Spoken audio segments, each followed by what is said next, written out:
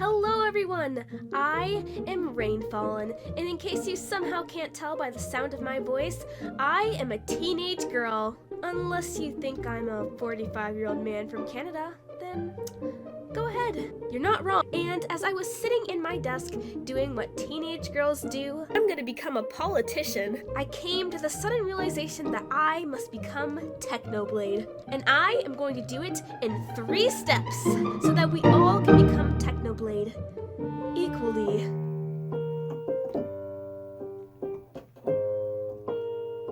So the first glaring issue is my relatively high-pitched voice, but that could be easily fixed. See, I'm a man now. Respect me, or I will come to your house, unplug the router, and change the Wi-Fi password. Step 2, I must become an English major. So, as a little warm-up, I read The Great Gatsby and wrote an analytical essay about it.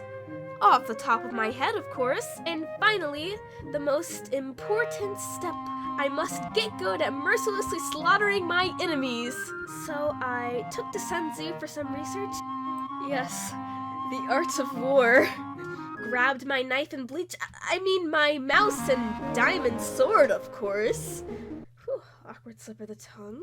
And found the nearest civilian to plunge